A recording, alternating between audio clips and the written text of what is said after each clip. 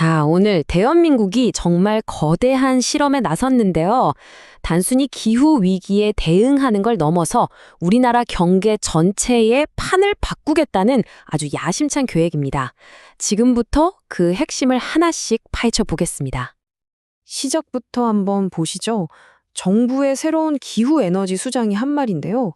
날은 저물고 배는 고픈데 호랑이가 뒤에서 쫓아오고 있다.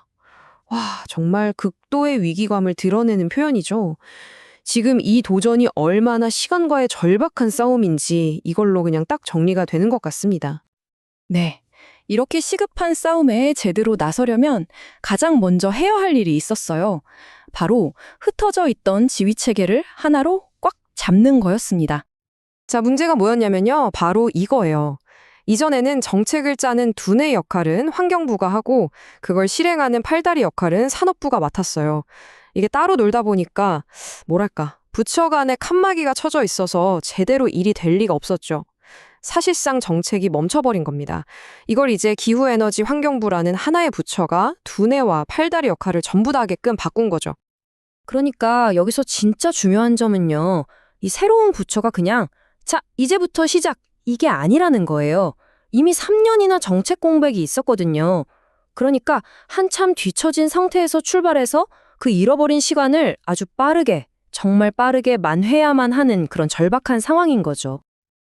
자, 지휘 체계는 이제 하나로 뭉쳤습니다. 그럼 이제 본격적으로 계획의 심장부로 한번 들어가 볼까요? 바로 재생에너지의 잠재력을 그야말로 폭발시키는 겁니다. 목표치가 얼마냐면요. 무려 10기가와트입니다.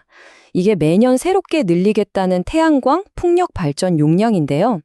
와, 이게 어느 정도냐면 과거랑 비교하면 이건 뭐 거의 극적인 가속도라고 볼 수 있습니다. 엄청난 속도죠. 아니, 근데 그게 말처럼 쉬운 게 아니잖아요. 그래서 오랫동안 걸림돌이었던 장벽들을 넘기 위해서 이렇게 세 가지 핵심 전략을 내놨습니다. 첫째, 태양광. 농지 위에도 태양광 패널을 설치할 수 있게 영농형 태양광으로 규제를 풀고요. 둘째, 풍력. 이건 인허가 절차가 너무 복잡했는데 이걸 원스톱샵으로 한 번에 처리할 수 있게 만들겠다는 겁니다. 마지막으로 전력망. 사업자들이 비싼 돈 들어서 전력망 연결하는 부담을 줄여주려고 공동 접속망을 구축하겠다는 거죠. 아주 구체적이죠. 근데 이게 단순히 뭐 발전소 많이 짓고 이런 인프라 얘기에서 그치는 게 아니에요. 바로 햇빛연금, 바람연금을 만들겠다는 건데요.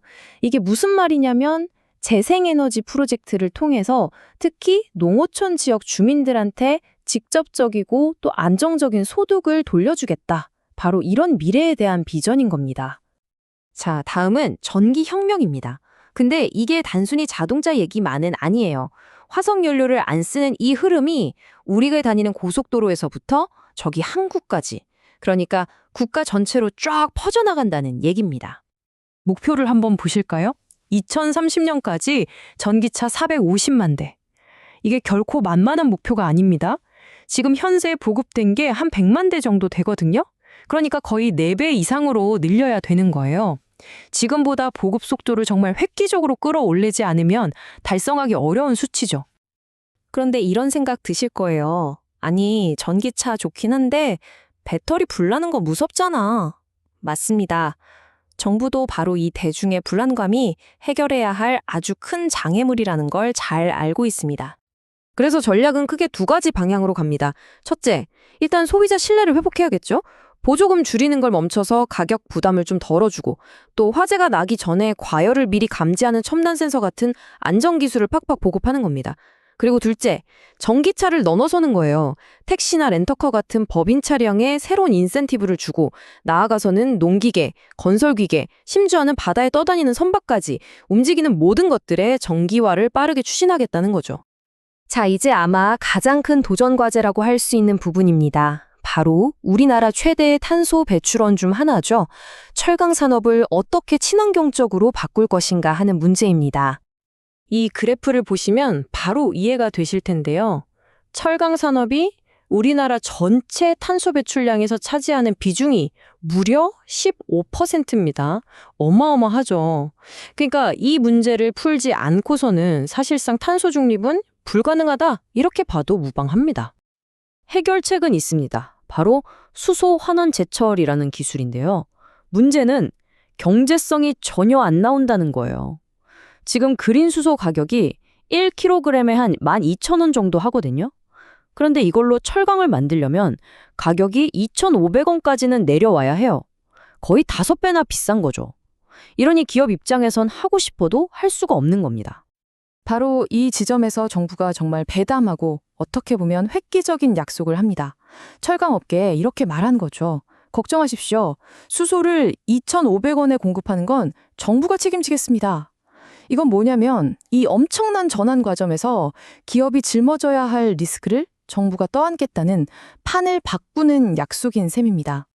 자, 그럼 마지막으로 이렇게 국내에서 벌어지는 모든 변화들이 세계 무대에서 대한민국의 위상을 어떻게 새롭게 만들어 나갈지 그 큰 그림을 한번 살펴보겠습니다.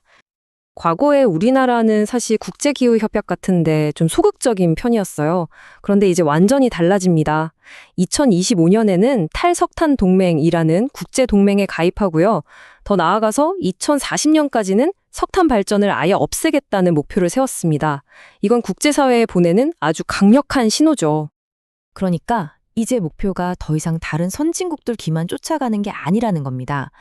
새우를 넘어 범고래가 되겠다. 이 표현처럼 세계 기후 외교 무대에서 그냥 따라가는 존재가 아니라 판을 주도하는 새로운 종류의 리더, 즉 녹색 경제를 만드는 하나의 모범 사례가 되겠다는 그런 포부입니다. 결국 이 모든 청사진은 하나의 거대한 질문으로 귀결됩니다. 지금까지 굴뚝산업을 기반으로 성장해온 대한민국이 과연 세계적인 녹색 기술 리더로 거듭날 수 있을까? 이건 정말 기술 혁신과 강력한 정치적 의지에 모든 것을 건 아주 중대한 승부수입니다. 그리고 그 결과는 앞으로 우리가 계속 지켜봐야 할 겁니다.